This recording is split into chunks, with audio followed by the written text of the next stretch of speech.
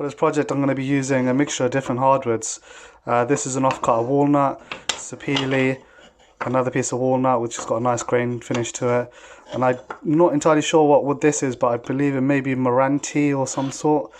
Just got a nice grain to it. I'm going to do sort of a layering of mixtures of wood species, and the hand will be made out of walnut because I just like the finish of it. So yeah, let's get cutting and start gluing these pieces together. As I mentioned earlier, I'm going to be using the different variations of offcuts I have. To start off with, I need to make sure I get the centerpiece the correct width. And to determine that, I need to create the width of the handle first, which is going to be made out of this walnut. So I'm going to go ahead and trim this to the right hand, because that's actually quite thick, from probably the right size for my hand, and for a 1-year-old girl that's probably quite thick, to be honest. So I'm going to bring this down quite a bit. How much exactly, I'm not entirely sure. I'm just going to go ahead and have a feel of what it looks like and what it feels like in my own hand. But I'm going to start off with 15 mil. So that's 1.5 centimeters square. So I'll see how that goes. I want to try avoid these knots. I'm not going to be using these because I'm just going to have a handle that's probably about this big. So yeah, I'm going to go ahead and make these cuts.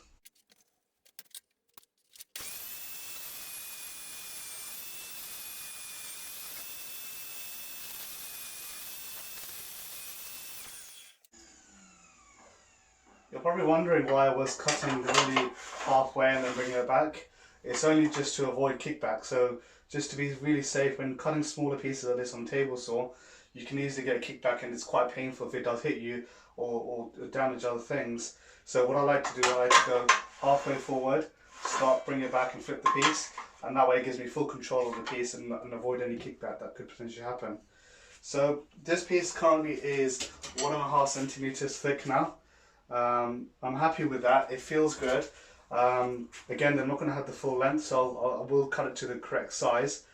That I need to determine at the moment. But I will be doing the round over on all the edges just to make sure there's no sharp edges. And once I've done that, it should be a nice feel, I think. So yeah, I'm happy with that. The next piece to go along with this is going to be the sapele. The sapele is going to be the main core of the actual mallet. And again, that needs to be the same thickness of the handle. Because this will be the centerpiece, working either side of the mallet, I will then layer up using the Meranti and the other walnut piece to build the layers and the thickness of the mallet. So I'm going to go ahead and clean this up. You can see it's quite a rough edge at the moment. It's still rough sawn, but it's pretty flat on one side. So I'm going to use that as reference side against the fence, just to smooth it out. So I'm going to pull the blade back a little bit, just to kind of get the thickness I need, just to clear the piece up nice and clean.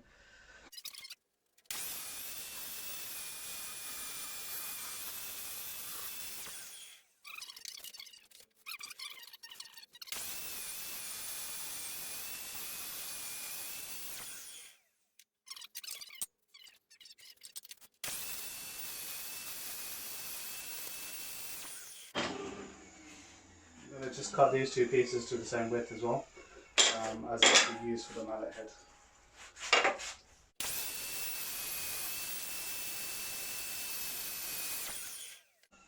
I'm still unsure what actual timber this is, so if you do know, please comment below. It cuts really nicely on the table saw, so I'm not really, it doesn't feel like walnut, it doesn't feel like it's a sort of what I've used before, but it does cut really nicely, and the grain is quite close. It's got a nice finish. So the next thing we want to do is determine the height of the handles. It wouldn't be ideal for me to hold it and say, oh, that would be pretty much the same, because my daughter's hand's really small. But I'm just going to do it to the actual full size of my hand. So I think roughly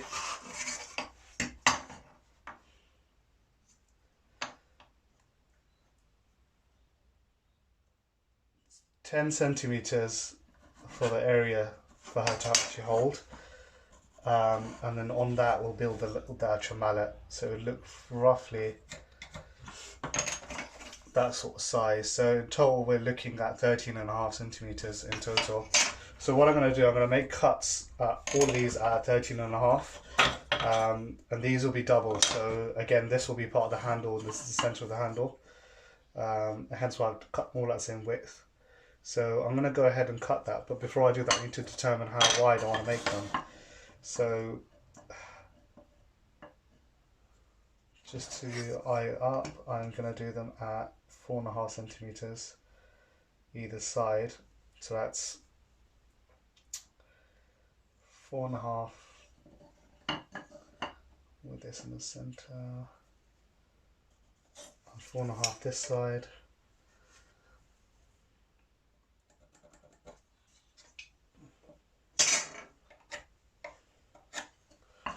And that's a total of 10.5. Just to be safe, I'm going to cut them at 11, and we'll trim the edges to the right size afterwards.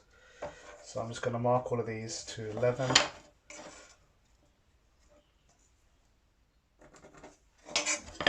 I will use a sort of block in place to get consistent cuts, so I'm just really marking one at the moment. And I'll cut these at 11, that 11 as well, and then this will be cut at the correct size, which is here, and again that is 13.5 centimeters.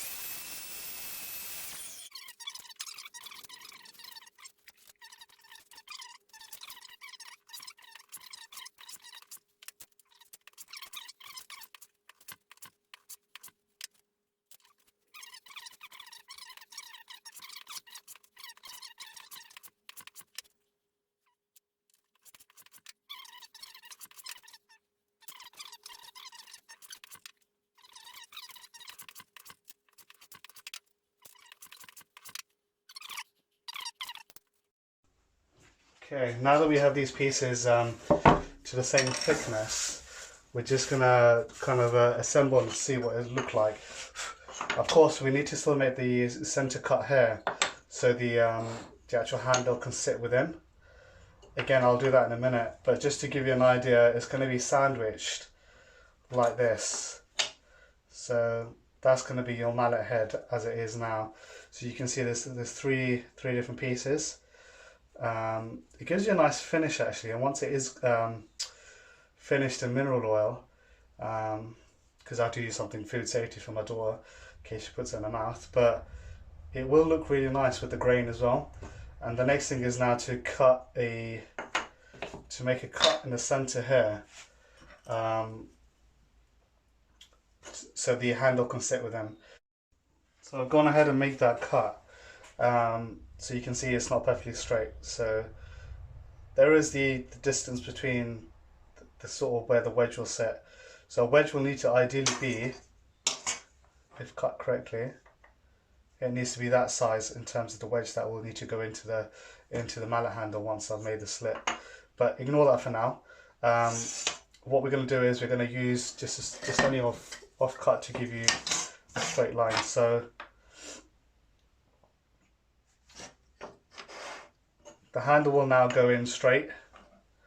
Again, it won't be like that because that's not how we want the mallet. We want it to be nice and straight like this.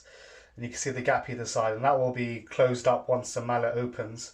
So the next thing we need to determine is how far we want to cut the slit. I don't want the slit to go through and you can see it. So I'm going to stop probably around here. So it's going to be a small slit, so hopefully it will be enough. And just under that I will drill a hole first, and that will avoid the wood splitting further once the wedge goes in.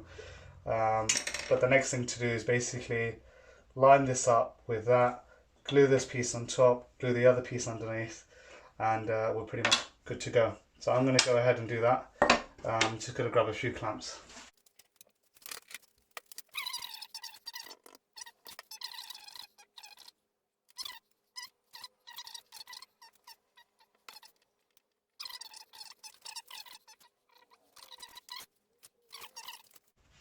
So if you look carefully where the actual handle will go, just grab a pencil, the gap there is so small, and you almost want it closed, so there isn't any gap there. The next thing to do is make sure the edges are lined, and you can see the top piece is sliding away, so we want to make sure we take our time and clamp this in place. So I'm going to head and do that, and I'll show you a quick snippet after. So I've clamped this in place now, and you can see that the gap where the handle is, it's pretty much invisible. Those hairline gaps will be filled with glue, so I'm not too worried about that.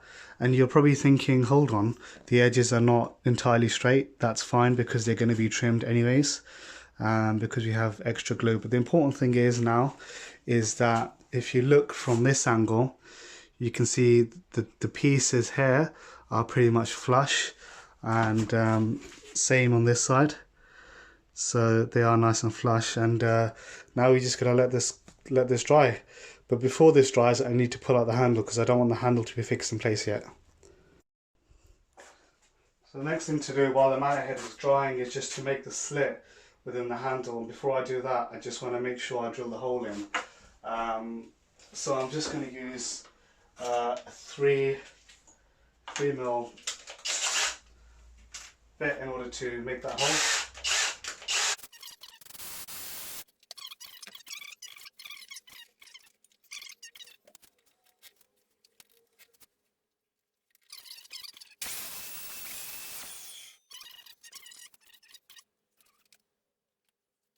So off camera, I've just used a bit of poplar and I've created this small wedge, and that's what's going to be used to go into the mallet head.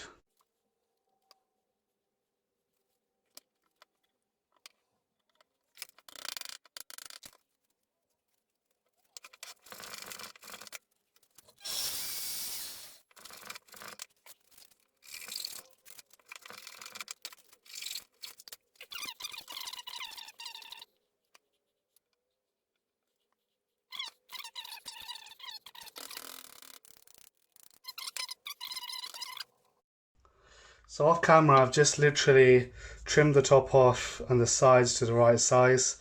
I've given it a round over on all the edges just to make sure there's no any sharp edges for my daughter to kind of catch onto.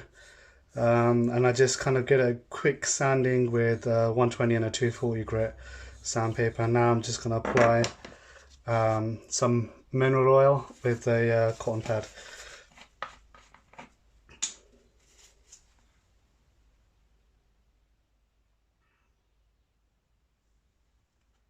The reason I'm using mineral oil is because it's food safe, and it's not going to really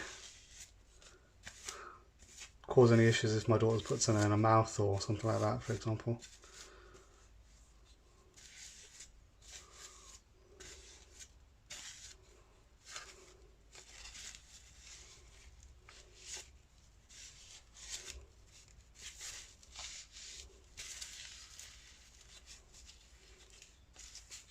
Just make sure when you're applying the oil to apply extra, just because it does soak in, and if there's any extras left over, you can always just give it a wipe down after. But I think so far it looks pretty good.